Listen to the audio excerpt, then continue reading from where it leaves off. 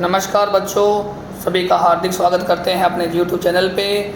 ठीक है बच्चों, तो अपने स्टार्ट कर रहे हैं आज एक नया चैप्टर जिसका नाम है फोटोसिंथेसिस इन हायर प्लांट। बड़ा ही इंपॉर्टेंट चैप्टर है ये नीट की दृष्टि से। इसमें से लगभग 3-4 क्वेश्चन पूछे जाते हैं। तो मैंने कहा चैप्टर का नाम फोटोसिंथेसिस है इन हायर प्लांट। अब हायर प्लांट का मतलब क्या है? हायर प्लांट का मतलब होता है एंजियोस्पर्म। क्या मतलब होता है बच्चों? एंजियोस्पर्म या फिर फ्लावरिंग प्लांट कहा जाता है। अब देखो लिखा हुआ है कि व्हाट इज़ फोटोसिंथेसिस, यानी कि फोटो का मतलब क्या है? यहाँ पे फोटो का मतलब है बच्चों लाइट। लाइट बोले तो एनर्जी है, और सिंथेसिस का मतलब होता है किसी न किसी चीज़ का बनना। और यहाँ पर क्या बनेगा? फूड बनेगा, और वो फूड किस फॉर्म में होगा? ग्लूकोज के फॉर्म में होगा। और ये ग्लूकोज स्टार्च की फॉर्म में क्या हो जाएगा? स्टोर हो जाएगा। स्टार्च की फॉर्म में स्टोर हो जाएगा। देखो फोटोसिंथेसिस में जो लाइट एनर्जी है वो कन्वर्ट हो जाएगी केमिकल एनर्जी में, और इसी प्रोसेस को क्या कहा जाता है? फोटोसिंथेसिस कहा जाता है। फोटोसिंथेसिस जो ऑर्गेनिज्म होते हैं जो फोटोसिंथेसिस करते हैं, या फिर मैं कहूँ जो ऑर्गेनिज्म अपने आप फूड बनाते हैं सनलाइट की प्रेजेंस में, उन्हें ऑटोट्रोफिस कहा जाता है या फिर प्रोड्यूसर कहा जाता है। लाइक बीजीए है, बीजीए बोले तो ब्लू ग्रीन एल्गी, यानी कि इन्हीं का दूसरा नाम है बच्चों साइनोबैक्टीरिया। इनका दूसरा नाम है साइनोबैक्टीरिया, क्राइसोफाइट्स, डाइनोफ्लैजिलेट्स, है ना। और कौन है? प्लांट्स है। देखो इस चैप्टर में अपने ओनली प्लांट को डिस्कस करने वाले हैं, क्योंकि ये जो क्या है only green part can make food.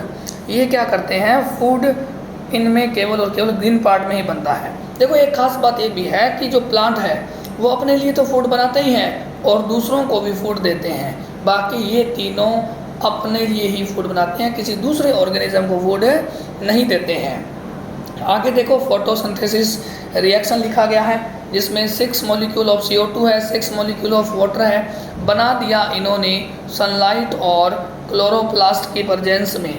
क्या? ग्लूकोज 6 वाटर के मॉलिक्यूल है और 6 ही क्या है? ऑक्सीजन के मॉलिक्यूल है। अब देखो यहाँ पे पूछा जाता है कि जो वाटर है उसका यहाँ पे क्या हुआ है बच्चों? ऑक्सीडेशन हुआ है। और CO2 का क्या हुआ है? यहाँ पे रिडक्शन हुआ है। क्या हुआ है? रिडक्शन हुआ है। अब आपसे पूछा जा सकता है कि ऑक्सीजन है ये कहाँ से आती है बच्चों? वाटर से आती है। अब देखो ऑक्सीजन का मॉलिक्यूल तो ग्लूकोज में भी है।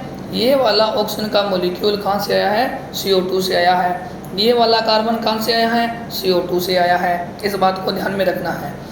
अब देखो आगे लिखा है फीचर ऑफ फोटोसिंथेसिस।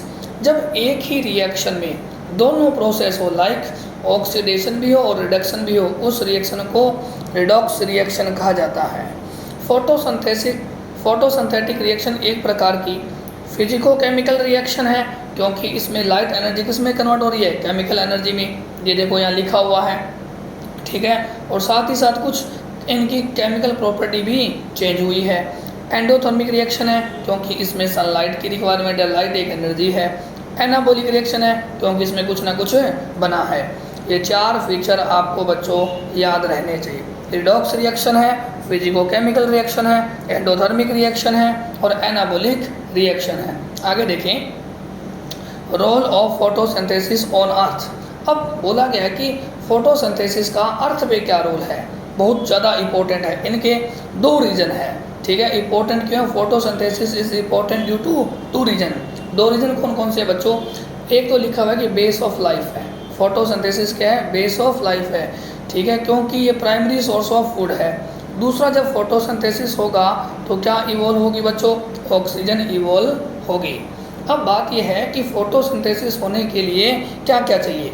लाइट चाहिए, वाटर चाहिए, क्लोरोप्लास्ट चाहिए या क्लोरोफिल चाहिए, और क्या चाहिए? CO2 चाहिए। CO2 थोड़ा सा इम्पोर्टेंट है, ठीक है। इसकी बात आगे करेंगे। वापस से एक बार देखिएगा कि फोटोसिंथेसिस हो रहा है, इसका क्या प्रूफ है? What proof photosynthesis is occurring, कि फोटोसिंथेसिस हो रहा है। हम कैसे मान लें कि फोटोसिंथेसिस हो रहा है? तो बच्चों आपको ध्यान रखना है, जब कभी भी फोटोसिंथेसिस होगा तो उसमें स्टार्च बनेगा, और स्टार्च आयोडीन टेस्ट देके ब्लू कलर देगा। क्या देगा? ब्लू कलर देगा। याद रखिए कि जो स्टार्च होता है वो हमेशा क्या देता है? आयोडीन टेस्ट देता है। तो आयोडीन टेस्ट करोगे तो स्टार्च का रंग आएगा ब्लू। कौन सा कलर आएगा बच्चों? ब्लू कलर आएगा। ये बात ध्यान रखना है। और जब फोटोसिंथेसिस होगा तो ऑक्सीजन भी प्रोड्यूस होगी। अब आगे लिखा गया है कि वेरीजेटेड लीफ एक्सपेरिमेंट की बात करते हैं। अब देखो वेरीजेटेड लीफ एक्सपेरिमेंट की बात करते हैं। ये एक प्लांट है, ठीक है। अब ये लीफ है जो एक्सपोज्ड है। एक्सपोज्ड का मतलब है कि ये ढकी हुई नहीं है। अब एक्सपोज लीफ पर सनलाइट गिरेगी तो फोटोसिंथेसिस होगा। फोटोसिंथेसिस होगा तो ग्लूकोज बनेगा, और ग्लूकोज स्टार्च की फॉर्म में क्या होता है, स्टोर होता है। स्टार्च की फॉर्म में बच्चों ये स्टोर होता है, और स्टोर होगा, है ना। तो आयोडीन टेस्ट करने पर कैसा आएगा, पॉजिटिव आएगा। कैसा आएगा बच्चों, पॉजिटिव आएगा, क्योंकि स्टार्च बना है। अब इस लीफ को क्या कर दिया गया है, कवर कर दिया गया है। इस लीफ को क्या कर दिया गया है बच्चों, कवर कर दिया, ढक दिया गया है। Cover with black pepper. अब बताओ ढक दिया है तो क्या लाइट गिरेगी, क्या लाइट इस पे गिरेगी, परंतु अंदर तक नहीं पहुंच पाएगी due to black paper. Photosynthesis नहीं होगा तो ग्लूकोज भी नहीं बनेगा, स्टार्च भी नहीं बनेगा, तो आयोडीन टेस्ट क्या आएगा बच्चों, आयोडीन टेस्ट क्या आएगा, नेगेटिव आएगा। आयोडीन टेस्ट क्या आएगा, नेगेटिव आएगा। आयोडीन टेस्ट आएगा बच्चों यहाँ पे नेगेटिव आएगा, ठीक है। इस बात का ध्यान रखना है आपको, आयोडीन टेस्ट नेगेटिव आएगा, ठीक है। आगे चलते हैं। अब इसका इन्फ्रेंस क्या रहा, इस मेथड का, इस एक्सपेरिमेंट का क्या रहा, इन्फ्रेंस क्या रहा कि इसने बता दिया कि फोटोसिंथेसिस में लाइट भी इम्पोर्टेंट है, क्योंकि बिना लाइट फोटोसिंथेसिस नहीं हो सकता है। आगे देखें, अभी मैंने कहा था कि फोटोसिंथेसिस होने के लिए एक तो वाटर चाहिए, दूसरा क्लोरोफिल चाहिए, ठीक है, और तीसरा क्या चाहिए, सनलाइट चाहिए, और 4 नंबर मैंने कहा कि CO2 चाहिए। ये बात बड़ी इम्पोर्टेंट है। कुछ साइंटिस्टों को ये बात रास नहीं आई, पसंद नहीं आई कि यार फोटोसिंथेसिस के लिए भी कैसे CO2 का इन्वॉल्वमेंट हो सकता है। इस बात को समझाने के लिए वॉन मोल एक साइंटिस्ट आया और उसने एक एक्सपेरिमेंट किया, उसका नाम दिया गया हाफ लीफ एक्सपेरिमेंट। क्या बोला गया बच्चों, हाफ लीफ एक्सपेरिमेंट बोला गया। अब देखो एक्सपेरिमेंट बोला गया, हाफ लीफ एक्सपेरिमेंट बोला गया। अब एक्सपेरिमेंट को ध्यान से देखें आप। ये कंटेनर लिया गया है, ये कंटेनर है, ठीक है, और इस कंटेनर में एक लीफ रखी गई है जो आधी अंदर है और आधी कहाँ है, बाहर है, ठीक है। आधी कहाँ है, अंदर, और आधी कहाँ है बच्चों, ये हो गई आउटसाइड लीफ हो गई, ठीक है, आउटसाइड हो गई। और ये वाली कौन सी है बच्चों, इनसाइड लीफ है। कैसी है, इनसाइड लीफ है। और ऊपर से क्या कर दिया, अच्छे से पैक कर दिया है। अब हो सकता है कि जिस टाइम इसको पैक किया जा रहा है उस टाइम थोड़ी बहुत CO2 अंदर रह गई हो। इस CO2 को ख़त्म करने के लिए इसमें डाल दिया गया अंदर KOH। ये CO2 का क्या कर लेता है, अब्जॉर्प्शन कर लेता है। क्या कर लेता है बच्चों, अब्जॉर्प्शन कर लेता है। अब इसका मतलब है कि इसके अंदर CO2 अब नहीं है। अब बाहर वाली लीफ का जब फोटोसिंथेसिस किया गया, कुछ देर रखा दिया गया लाइट में, और इसने क्या परफॉर्म किया, फोटोसिंथेसिस। फोटोसिंथेसिस हुआ है। हमें कैसे पता चला कि फोटोसिंथेसिस हुआ है, क्योंकि इसने जो आयोडीन टेस्ट है वो क्या दिया है, पॉजिटिव दिया है। और पॉजिटिव आना क्या है, अच्छी बात है, इसका मतलब फोटोसिंथेसिस हुआ है। जब इनसाइड लीफ का फोटोसिंथेसिस या फिर बोले तो आयोडीन टेस्ट किया गया तो क्या आया बच्चों, नेगेटिव आया है। लिखा है कि it not give blue black spot with iodine test. Iodine test, iodine test के साथ ने स्पॉट नहीं दिए, ब्लू ब्लैक कलर नहीं दिया। क्यों नहीं दिया, क्योंकि अंदर वाली लीफ ने फोटोसिंथेसिस शो नहीं किया है, इस वाले लीफ के पार्ट ने फोटोसिंथेसिस नहीं किया है। क्यों नहीं किया, क्योंकि इसे CO2 ही नहीं मिली, CO2 नहीं मिली।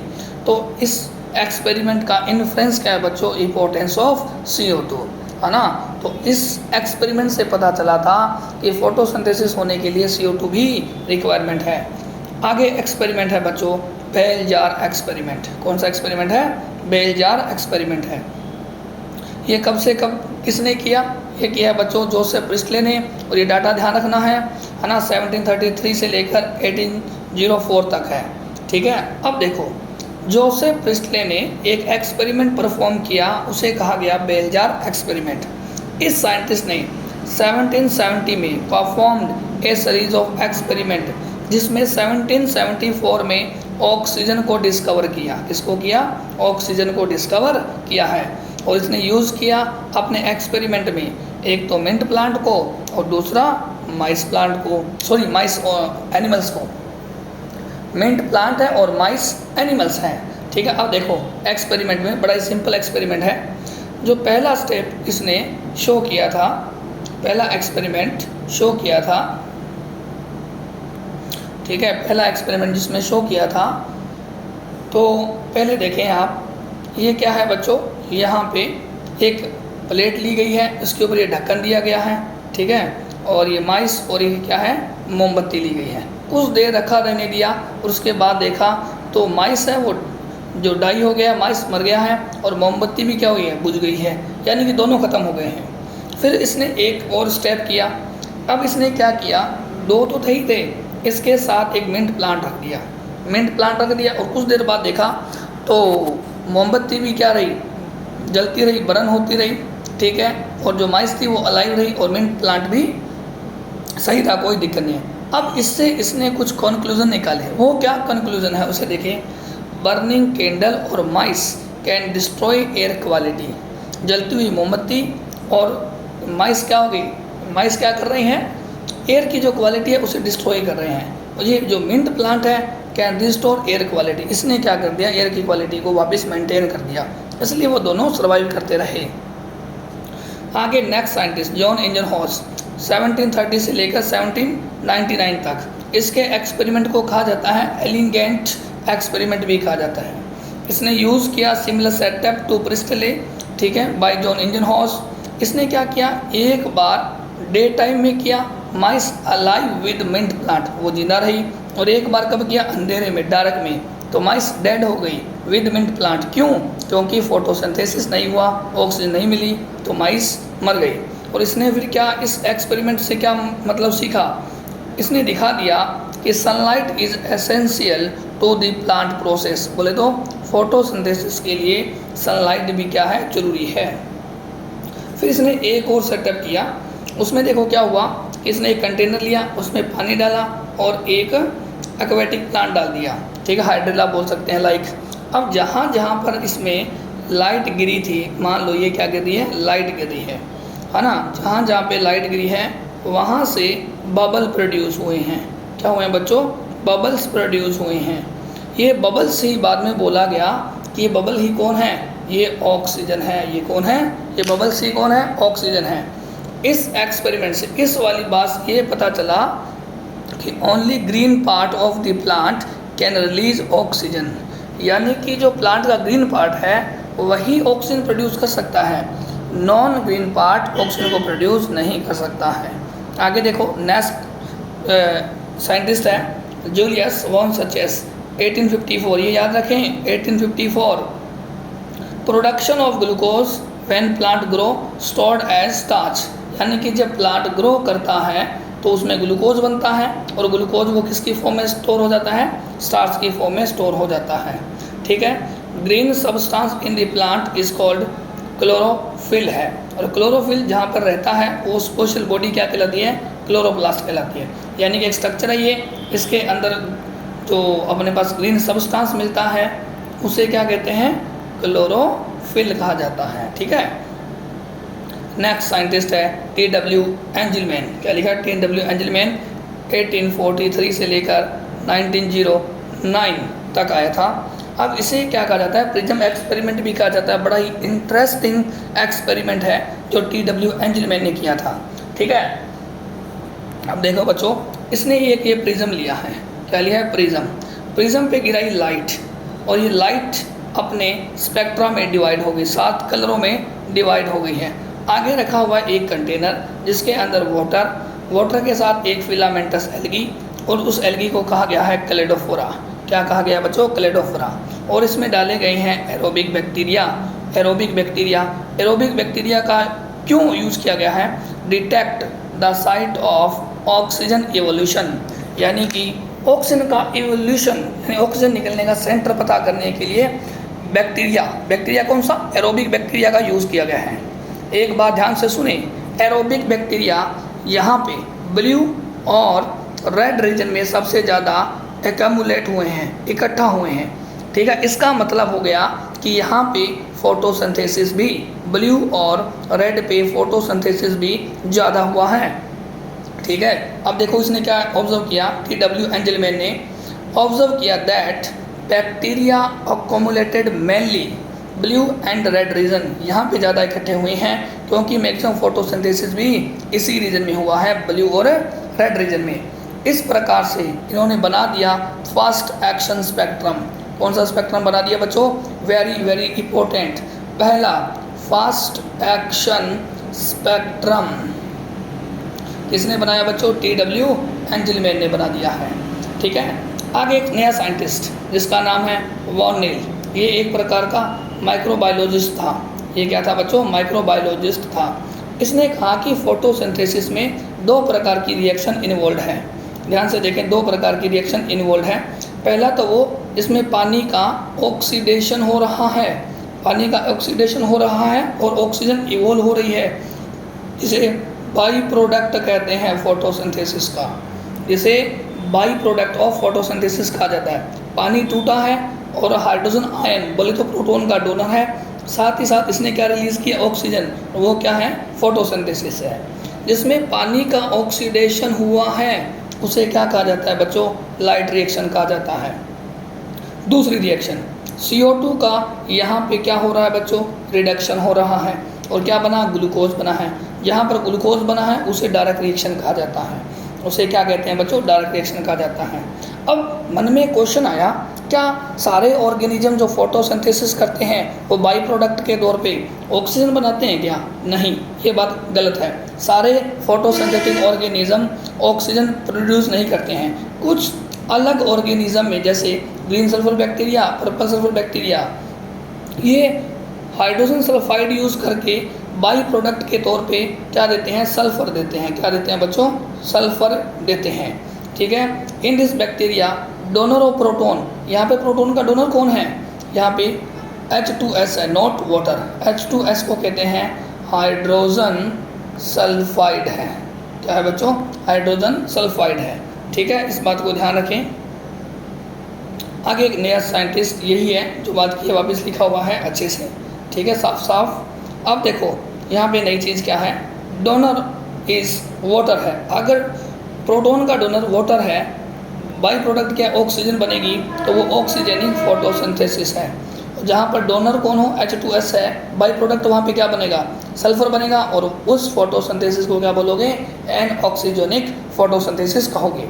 ठीक है, अभी मैंने एक क्वेश्चन बोला था शुरू में कि ये जो ऑक्सीजन है ये वाटर से आई है। ये ऑक्सीजन कहाँ से आई है बच्चों? ये ऑक्सीजन कहाँ से प्रोड्यूस हुई है? वाटर से प्रोड्यूस हुई है। ये आज तो अपने कह देते हैं बड़ी ही आसानी से कि ऑक्सीजन प्रोड्यूस फ्रॉम कहाँ से बच्चों? वाटर से। क्या ये बात पहले कह सकते थे क्या? इस बात को प्रूफ किया था 3 साइंटिस्ट, रूबेन, कामिट और हासिड ने। इन्होंने कहा कि जो सोर्स ऑफ ऑक्सीजन है वो कौन है? वाटर है, और यूज़ किया इन्होंने रेडियो आइसोटोप ट्रेसर टेक्निक। ठीक है, अब देखो ये एक प्लांट लिया, इस प्लांट को वाटर दिया है O18 वाला। कौन से वाला? O18 वाला, यानी कि आइसोटोप वाटर दिया है। जब फोटोसिंथेसिस होगा तो ऑक्सीजन इवॉल्व होगी। अब उस ऑक्सीजन में O18 देखने को मिला, वो कौन से ऑक्सीजन है? रेडियो आइसोटोप देखने को मिला। इसका मतलब ये वाली ऑक्सीजन इसके साथ मैच कर गई, है ना? मैच कर गई। इसका मतलब ये ऑक्सीजन कहाँ से आई है? वाटर से, ये ना कि CO2 से। CO2 से नहीं आई है। CO2 वाली ऑक्सीजन तो चली गई है ग्लूकोज में। कहाँ पे चली गई बच्चों? ग्लूकोज में चली गई है। अब बात करते हैं अपने लोकेशन ऑफ फोटोसिंथेसिस की। आप जानते हो कि लोकेशन कहाँ है? क्लोरोप्लास्ट में है। क्लोरोप्लास्ट एक डबल मेम्ब्रेनस सेल ऑर्गेनल है। ठीक है, ये भी ध्यान रखना है। ये बाहर वाली मेम्ब्रेन, ये इनर वाली मेम्ब्रेन है। ठीक है, ये बाहर वाली और ये इनर मेम्ब्रेन है। ध्यान से देखें, इनर मेम्ब्रेन से, सुनिएगा अच्छी बातें, इनर मेम्ब्रेन से घिरा हुआ स्पेस, इनर मेम्ब्रेन से घिरा हुआ स्पेस क्या कहलाता है? स्ट्रोमा कहलाता है। ठीक है, स्ट्रोमा कहलाता है। अब देखो ये एक मैंने बनाया, ये क्या है? थाइलेकोइड। ये क्या है? थाइलेकोइड। और जब एक के ऊपर एक थाइलेकोइड आ जाएगी तो उसे ग्रेना कहा जाता है। उसे क्या कहा जाता है? ग्रेना। और ग्रेना में चलती है लाइट रिएक्शन। ठीक है, अब देखो दो ग्रेना को जोड़ने वाली स्ट्रक्चर स्ट्रोमल लेमिले कहा जाती है। क्या कहा जाता है? Stromal lamellae. यानी कि एक ग्रेना ये है और एक ग्रेना ये है, इनको जो जोड़ेगी उसे क्या कहा जाता है? स्ट्रोमा लेमिले कहा जाता है। ठीक है, या मिथाइल लिक्विड कहा जाता है। अब देखो अपने पास ये क्या है, लाइट रिएक्शन है। लाइट रिएक्शन चलेगी तो कुछ ना कुछ बनेगा, वो स्ट्रोमा में चलने वाली डायरेक्ट रिएक्शन में कंज्यूम कर लिए जाएंगे और डायरेक्ट रिएक्शन के थ्रू क्या बनेगा बच्चों, ग्लूकोज बनेगा। ये बात ध्यान रखें, डायरेक्ट रिएक्शन के थ्रू क्या बनेगा, ग्लूकोज बनेगा। और स्ट्रोमा में क्या है, 70S राइबोसोम है, ठीक है, राइबोसोम हो गए, स्टार्च हो गया इसमें, ठीक है, और डबल स्टैंडर्ड, ठीक है, सर्कुलर डीएनए हो गया। ये क्या होता है बच्चों, स्मॉल होता है, ठीक है, स्मॉल होता है। देखो स्टार्च रहा, लिपिड भी हो सकती है, ठीक है, ये जनरल बातें हैं, ध्यान रखनी है। आगे देखो पिगमेंट्स की बात करते हैं कि पिगमेंट क्या है। पिगमेंट एक प्रकार के केमिकल कंपाउंड होते हैं जो ऑब्जर्व करते हैं fix wavelength and excite electron. Pigment colour तो देते हैं, ये बचपन की बातें हैं। अब आपको क्या ध्यान रखना है कि लाइट का ऑब्जॉर्प्शन करते हैं फिक्स वेवलेंथ, यानी कि किसकी बात हो रही है, लाइट की बात हो रही है। और क्या करते हैं, इलेक्ट्रॉन को एक्साइट करते हैं। जो आप प्लांट को देख रहे हो वो किसी एक पिगमेंट के कारण आपको ऐसा दिखाई नहीं देता है, वो तो चार पिगमेंट के कारण ऐसा दिखाई देता है। इन पिगमेंट्स को अपने पेपर क्रोमेटोग्राफी के थ्रू अलग कर सकते हैं, ठीक है, किसके थ्रू बच्चों, पेपर क्रोमेटोग्राफी के थ्रू अलग कर सकते हैं, ठीक है, पेपर क्रोमेटोग्राफी के थ्रू अलग कर सकते हैं। देखो 4 पिगमेंट दिए हैं जहाँ पे क्लोरोफिल ए, बी, कैरोटिनॉइड्स और जेंथोफिल है। इनके कलर याद करने हैं अपने को, ठीक है। मैचिंग द कॉलम बहुत अच्छा क्वेश्चन बनता है इनके। अब मैचिंग द कॉलम क्वेश्चन आता है, ठीक है। कलर कैसे याद करोगे, सबको ये ट्रिक याद रखनी है, VIB विबग्योर, क्या बोलते हो, विबग्योर। पहले का क्या है, ब्लू ग्रीन, ठीक है। दूसरे क्या है, ग्रीन येलो। तीसरे क्या है, येलो ऑरेंज है। और फोर्थ आपको याद रखना है कि जेंथोफिल हमेशा येलो कलर देता है। देखो blue green, blue green, green yellow, green yellow, yellow orange, yellow orange. और लास्ट वाला जेंथोफिल हमेशा कौन सा कलर देगा, येलो कलर देगा। कैसा कलर देगा, येलो कलर देगा। अब देखो यहाँ पे लिखा हुआ है कि क्लोरोफिल ए क्या है, क्लोरोफिल ए है ये, क्लोरोफिल ए की स्ट्रक्चर है, क्लोरोफिल ए की स्ट्रक्चर है ये, ठीक है, क्लोरोफिल ए की स्ट्रक्चर है। अब देखो क्लोरोफिल ए की स्ट्रक्चर में सेंटर में कौन है, मैग्नीशियम है। कौन है बच्चों, मैग्नीशियम है, मैग्नीशियम है, ये मैग्नीशियम। इससे 4 नाइट्रोजन जुड़े रहते हैं और ये 4 रिंग है। इन रिंग को कहा जाता है पायरोल रिंग कहा जाता है, ठीक है। और इसके साथ 20 कार्बन की लंबी एक टेल होती है जिसे फाइटोल टेल कहा जाता है, जो 20 कार्बन की है। और इसे कहा जाता है पोरफायरिन हेड, जो 35 कार्बन का हो गया। टोटल मिला के 20 और 35 कितना हो गया, 55 कार्बन हो गया है, ठीक है। ये रहा फॉर्मूला। देखो फॉर्मूला कैसे याद करना है, CHONMG, ठीक है, CHONMG है। कैसे, 55 72 54 1, ऐसे याद करना है, ठीक है बच्चों। 55 72 54 1, 55 72 54 और 1 हो जाएगा। और इसके पास एक ग्रुप है, उसे मिथाइल ग्रुप कहा जाता है। कौन सा ग्रुप कहा जाता है बच्चों, मिथाइल ग्रुप कहा जाता है। और क्लोरोफिल, ये तो ए का फॉर्मूला हो गया, क्लोरोफिल ए। और ये किसका नीचे वाला, क्लोरोफिल बी का फॉर्मूला है, क्लोरोफिल बी का फॉर्मूला है। देखो यहाँ तो सेम है 55 55, यहाँ 2 हाइड्रोजन कम किए हैं और इधर ऑक्सीजन को एक प्लस कर दिया है, ठीक है, एक ऑक्सीजन बढ़ा दिया है, बाकी सब सेम है। और यहाँ पे ध्यान रखें, क्लोरोफिल बी वाले फॉर्मूले में एक ग्रुप है, कौन सा, एल्डिहाइड ग्रुप है। क्लोरोफिल ए के पास कौन सा ग्रुप है, मेथिल ग्रुप है। अब देखो अब पिगमेंट कैसे काम करते हैं लाइट रिएक्शन में, हाउ पिगमेंट फंक्शन, कि पिगमेंट काम कैसे करते हैं। अब देखो ये भी पिगमेंट अपने आप में, ठीक है, ये क्या करता है, लाइट का अब्जॉर्प्शन करेगा और इलेक्ट्रॉन को एक्साइट करेगा। ये इलेक्ट्रॉन कहाँ जाएगा, आगे जाएगा धीरे धीरे। अब इलेक्ट्रॉन के पास क्या अपनी एनर्जी है, ये एनर्जी आगे दे देगा। हीट के फॉर्म में लॉस नहीं होगी, लाइट की फॉर्म में लॉस नहीं होगा, ये अपनी एनर्जी क्या करेगा, आगे दे देगा। पिगमेंट्स के पास कुछ एंजाइम होते हैं टू परफॉर्म केमिकल रिएक्शन। अब देखो ये बात है समझने वाली, अच्छी बात है ये समझने वाली, ठीक है। अब मैंने कहा ये कौन है, reaction centre. Reaction centre chlorophyll ए का एक मॉलिक्यूल बनाएगा, रिएक्शन सेंटर क्लोरोफिल ए का एक मॉलिक्यूल बनाएगा। ये क्या है, एसेसरी पिगमेंट है इसके पास बहुत सारे। और ये पूरा का पूरा सिस्टम क्या कहलाता है, फोटो सिस्टम कहलाता है ना, फोटो सिस्टम कहलाएगा। फोटो सिस्टम में इसका मतलब क्या हुआ कि ये सारे के सारे एसेसरी पिगमेंट है, जिन्हें क्लोरोफिल बी है, इसमें कैरोटिनॉइड्स है और जेंथोफिल्स है। इन सब को मिला के क्या कहा जाता है, एंटीनी या फिर LSC कहा जाता है, ठीक है। अब देखो जिसकी एनर्जी ज़्यादा उसकी वेवलेंथ क्या होती है, कम होती है। अब मैंने कहा ये 400 नैनोमीटर है, इसकी 450 के लगभग है, इसका मतलब इनके पास क्या है, वेवलेंथ कम है, तो एनर्जी क्या है, ज़्यादा। ये अपनी एनर्जी कैसे भी करके इसको देंगे रिएक्शन सेंटर, और रिएक्शन सेंटर क्लोरोफिल ए का एक मॉलिक्यूल बनाएगा। ये सारे के सारे अपनी एनर्जी कहाँ ट्रांसफ़र करेंगे, रिएक्शन सेंटर में ट्रांसफ़र करेंगे। ठीक है, यही बात है, क्योंकि इनकी एनर्जी ज़्यादा है तो वेवलेंथ क्या है, कम है। Antenna funnel their energy to reaction centre. ठीक है, अब देखो रिएक्शन सेंटर ऑलवेज क्लोरोफिल ए का एक मॉलिक्यूल बनाएगा जिसके पास एंजाइम होंगे।